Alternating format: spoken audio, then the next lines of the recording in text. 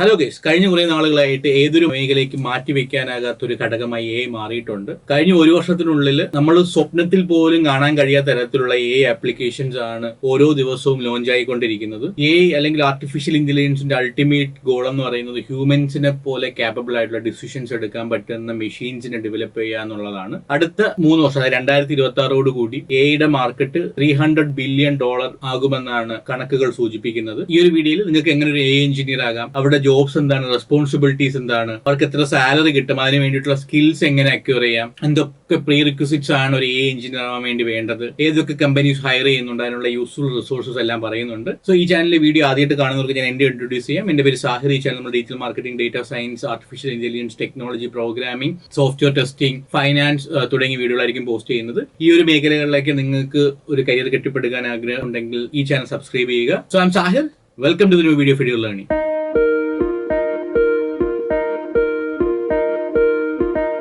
ആദ്യമായി എന്തുകൊണ്ട് AI അല്ലെങ്കിൽ ആർട്ടിഫിഷ്യൽ ഇന്റലിജൻസ്? ആർട്ടിഫിഷ്യൽ ഇന്റലിജൻസ് നിങ്ങൾക്ക് അറിയാവുന്ന പോലെ തന്നെ അതിവേഗം വളർന്നുകൊണ്ടിരിക്കുന്ന മേഖലയാണ്. അടുത്ത 10 വർഷത്തിനുള്ളിൽ 50 ഇരട്ടിയാണ് AI മാർക്കറ്റിന്റെ വളർച്ചയെന്ന് സൂചിപ്പിക്കുന്നു. രണ്ടാമത്തെ റീസൺ എന്ന് പറയുന്നത് ഇന്നും AI എന്ന് പറയുന്ന ഒരു വളരെ ഇനിഷ്യൽ സ്റ്റേജസിലാണ്. പണ്ട് കമ്പ്യൂട്ടർ ഇൻട്രൊഡ്യൂസ് ചെയ്തപ്പോൾ കമ്പ്യൂട്ടർ അറിയാവുന്ന ആൾക്കാർക്ക് എന്താണ് ജോബ് കിട്ടി, കമ്പ്യൂട്ടർ അറിയാത്തവർക്ക് എന്താണ് ജോബ് നഷ്ടപ്പെട്ടു. ആ ഒരു സാഹചര്യം തന്നെയായിരിക്കും AI കാരണം വരാൻ വേണ്ടി പോകുന്നത്.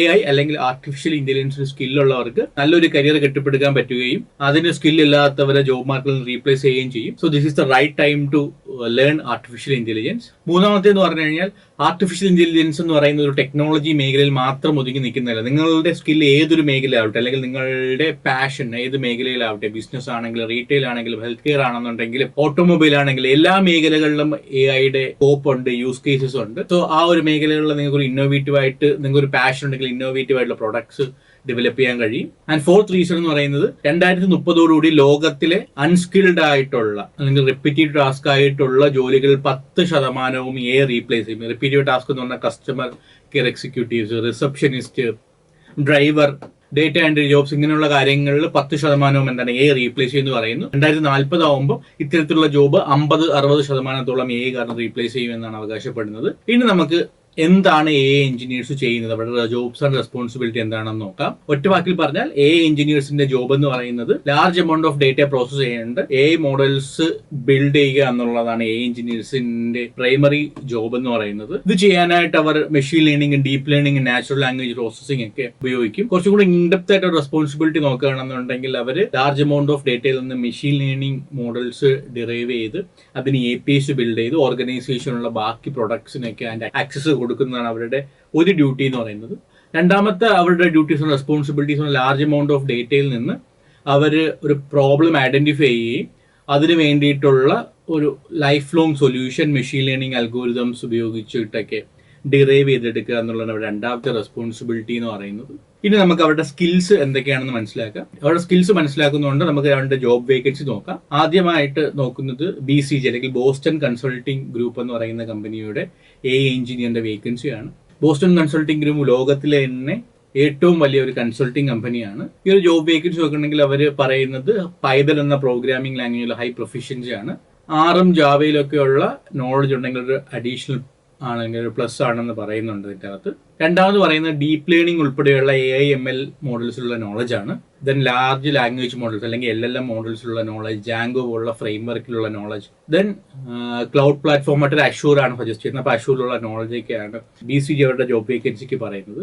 ഇനി ഏണസ്റ്റ് ആൻഡ് യങ് അല്ലെങ്കിൽ EY എന്ന കമ്പനിയിൽ AI എഞ്ചിനീയർ ജോബ് വേക്കൻസി നോക്കാം. EY കുറിച്ച് പറയുകയാണെങ്കിൽ EYയിൽ ലാസ്റ്റ് ഇയർ ഞങ്ങളുടെ ഇവിടെ നിന്ന് ഒരു 7 സ്റ്റുഡൻസ് പ്ലേസ്ഡ് ആയിട്ടുണ്ട്. നല്ല വർക്ക് എൻവയോൺമെന്റ് ഉള്ള ഒരു കമ്പനിയാണ്. അവരുടെ AI ജോബ് വേക്കൻസി നോക്കുകയാണെന്നുണ്ടെങ്കിൽ അവരും സജസ്റ്റ് ചെയ്യുന്നത് ഓപ്പൺ സോഴ്സ് ലൈബ്രറീസ് ആയ Keras, TensorFlow, PyTorchലൊക്കെയുള്ള നോളജ് ആണ്.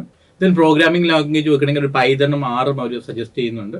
പിന്നെ പറയുന്നത് മെഷീൻ ലേണിംഗ് അൽഗോരിതംസ് ഉള്ള നോളജ് ആണ്. പിന്നെ ക്ലൗഡ് പ്ലാറ്റ്ഫോം ആയ AWS ഉള്ള നോളജും പറയുന്നുണ്ട്. ഇത്രയാണ് EYയിലെ ഒരു AI എഞ്ചിനീയർ ജോബ് റോളിന് പറയുന്ന സ്കിൽസ് എന്ന് പറയുന്നത്.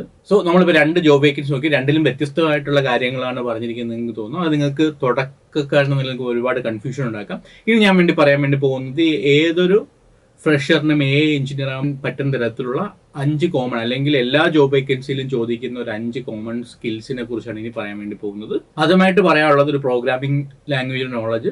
നമ്മൾ നോക്കിയ 2 വേക്കൻസിയിലും പൈതൺ എന്നത് കോമൺ ആയിട്ട് കണ്ടു. ഞാനും പൈതൺ തന്നെയാണ് നിങ്ങൾക്ക് എഞ്ചിനീയറിന് വേണ്ടി സജസ്റ്റ് ചെയ്യുന്നത്. രണ്ടാമത്തെ വേണ്ടതെന്ന് പറഞ്ഞു കഴിഞ്ഞാൽ മെഷീൻ ലേണിംഗ് അൽഗോരിതത്തിലുള്ള നോളജാണ്. ആ machine learning algorithm, linear regression, logistic regression, support vector machine, naive Bayes തുടങ്ങിയ നോളജ്, അതിന്റെ പാരാമീറ്റർ, അതിന്റെ ഇൻഡെപ്ത് ആയിട്ട് നോളജ്, അതിന്റെ ഓരോ ഹൈപ്പർ പാരാമീറ്റർ ഉൾപ്പെടെ ഹൈപ്പർ പാരാമീറ്റർ എന്തിനാണ് യൂസ് ചെയ്യുന്നുള്ള ഇൻഡെപ്ത് നോളജ് ഉണ്ടായിരിക്കുന്നത് ബെറ്റർ ആയിരിക്കും. മൂന്നാമത് നാച്ചുറൽ ലാംഗ്വേജ് പ്രോസസ്സിംഗ് മോഡൽസുമായുള്ള പ്രോജക്റ്റ് എക്സ്പോഷറും. നാലാമതായിട്ട് ഡീപ്പ് ലേണിംഗ് അൽഗോരിതംസ് ആയ CNN, RNN, ANN നോളജ് ബെറ്റർ ആയിരിക്കും. പിന്നെ അഞ്ചാമതായിട്ട് ക്ലൗഡ് കമ്പ്യൂട്ടിംഗ് പ്ലാറ്റ്ഫോം, അതായത് AWS ആണ് ഞാൻ കൂടുതൽ സജസ്റ്റ് ചെയ്യുന്നത്. കാരണം AWS ആണ് ക്ലൗഡ് കമ്പ്യൂട്ടിംഗിൽ മാർക്കറ്റ് ലീഡർ. മെജോറിറ്റി കമ്പനീസും അവർ തന്നെയാണ് യൂസ് ചെയ്യുന്നത്.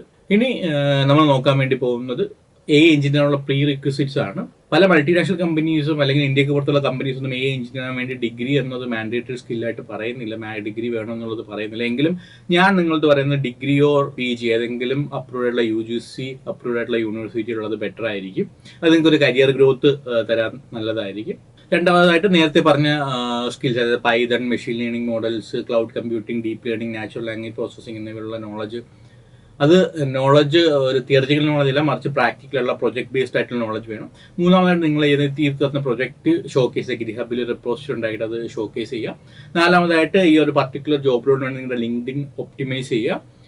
ഒപ്റ്റിമൈസ് ചെയ്തതിനു ശേഷം വീക്കിലി ഒരു 15 ജോബ് റോൾസിന് അപ്ലൈ ചെയ്യണമെന്നുണ്ടെങ്കിൽ നിങ്ങൾക്ക് ഒരു 6 monthsനുള്ളിൽ തന്നെ എഞ്ചിനീയർ എന്നുള്ള ജോബ് റോളിൽ നിങ്ങൾക്ക് പ്ലേസ്ഡ് ആകാൻ കഴിയും. ഇവിടെ ഇനി പറയാൻ വേണ്ടുന്ന യൂസ്ഫുൾ റിസോഴ്സസിനെ കുറിച്ചാണ്. യൂസ്ഫുൾ റിസോഴ്സസ് പറയുമ്പം ഏറ്റവും ആദ്യം പറയാനുള്ളത് യൂട്യൂബ് തന്നെയാണ്. യൂട്യൂബിൽ റിലേറ്റഡ് ഒരുപാട് കോഴ്സസ് അവൈലബിൾ ആണ്.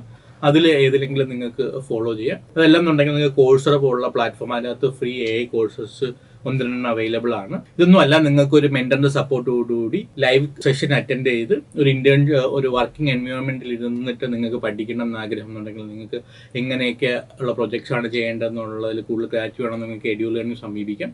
എഡ്യൂ ലേണിംഗിൽ AI പ്രോഗ്രാമിൽ നമ്മൾ നേരത്തെ പറഞ്ഞ കാര്യങ്ങളല്ലാതെ Python, machine learning, deep learning, natural language processing, പിന്നെ ഇതല്ലാതെ data science, data analytics, data visualisation, advanced data analytics ടൂളായ പവർ BI, ടാബ്ലോ, എക്സലിന്റെ അഡ്വാൻസ്ഡ് കൺസെപ്റ്റ്സ്, SQL അല്ലെങ്കിൽ structured query language, cloud computing പ്ലാറ്റ്ഫോമായ AWS, പിന്നെ വെബ് സ്ക്രാപ്പിംഗ് തുടങ്ങിയ ഒട്ടനവധി കാര്യങ്ങൾ പഠിക്കുന്നുണ്ട്. കഴിഞ്ഞ ബാച്ചിൽ സക്സസ്ഫുള്ളി AI കംപ്ലീറ്റ് ചെയ്ത 100% സ്റ്റുഡൻസും പ്ലേസ്ഡ് ആണ്. അപ്പോൾ നിങ്ങൾക്കും അങ്ങനെ ജോബ് നേടാൻ ആഗ്രഹം ഉണ്ടെങ്കിൽ you can connect with us at 9746211123. ഇത് നമ്മൾ നോക്കാൻ വേണ്ടി പോകുന്നത് ലഭിക്കുന്ന സാലറിയാണ്.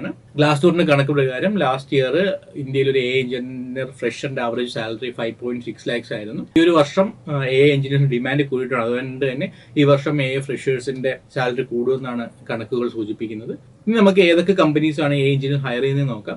എഞ്ചിനീയേഴ്സ് ഇന്ന് ഒരു മിഡ് ലെവൽ തൊട്ട് മൾട്ടിനാഷണൽ കമ്പനീസ് വരെ എഞ്ചിനീയേഴ്സിന്റെ ജോബ് റോൾസ് അവൈലബിൾ ആണ്. ചുരുക്കം കുറച്ച് കമ്പനികൾ പറയുകയാണെന്നുണ്ടെങ്കിൽ Google, Microsoft, Amazon, Facebook, Goldman സാക്സ്, നേരത്തെ പറഞ്ഞ Boston Consulting Group, EY, Infosys, TCS, UST global, ക്യൂബസ് തുടങ്ങിയ കമ്പനിയിലെല്ലാം എഞ്ചിനീയറിന്റെ വേക്കൻസീസ് ഉണ്ട്.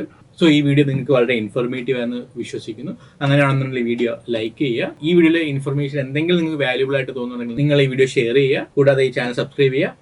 താങ്ക്